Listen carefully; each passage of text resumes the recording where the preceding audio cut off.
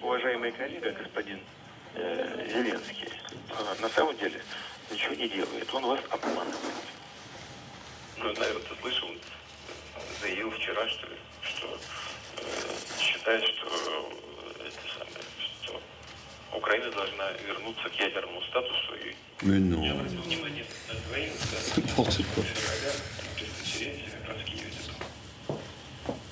Мануэль сказал, что нужно их пересмотреть, Минские соглашения, и дальше цитата, с тем, чтобы они были выполнимы. Non. Non, non, il n'a pas dit ça. Il n'a pas dit ça. Je vais lui dire de ne pas entrer dans une discussion de détail avec lui. Hein. Так что это такая ситуация. Vladimir, d'abord, une chose, je n'ai jamais dit qu'il fallait réviser les accords de Minsk. Je n'ai jamais dit ni à Berlin, ni à Kiev, ni à Moscou, ni à Paris. J'ai dit qu'il fallait les appliquer, il fallait justement respecter les choses, et je n'ai pas la même lecture que toi des derniers jours, par contre. Эммануэль, вот, да, так что я не знаю, чего сепаратисты, конечно, можете, вас не устраивают, но они делали, во всяком случае, под нашим давлением все, чтобы выйти на какой-то конструктив с киевскими властями. Alors, par rapport à ce que tu as dit, Vladimir, plusieurs remarques. Première chose, les accords de Minsk prévoient un dialogue avec vous, tu as totalement raison. Dans ce contexte-là, il n'est pas prévu que la base de la discussion soit un texte soumis par les séparatistes. Et donc, quand ton négociateur essaie d'imposer aux Ukrainiens de discuter sur la base de feuilles de route des séparatistes, il n'est pas respectueux des accords de Minsk. Ce ne sont pas les séparatistes qui vont faire les propositions sur les lois ukrainiennes. Значит, смотри, мы с тобой, видимо, совсем по-разному это все понимаем. Значит, я уже тебе говорил, когда мы лично встречались, указывал и читал даже пункт 9, 11, 12 Минских соглашений. Je les ai sous les yeux.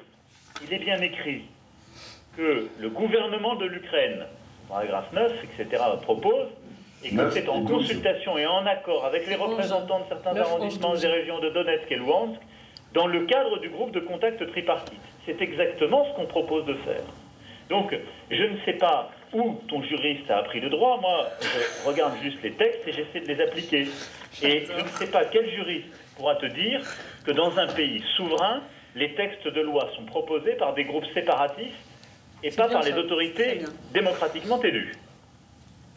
Они демократически выбранное правительство. Потому что они пришли к власти в результате кровавого переворота с убийствами и поджогами, и с сжиганием людей живьем. Вот. И Зеленский у вас из этой команды, судя по всему.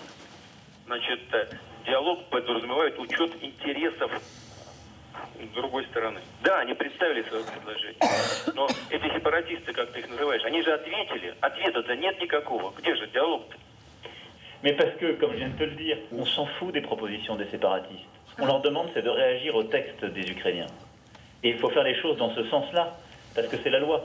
Mais ce que tu viens de dire montre, d'ailleurs, met en doute quelque part ta propre volonté de respecter les accords de Minsk, si tu juges que tu as face à toi des autorités non légitimes et terroristes.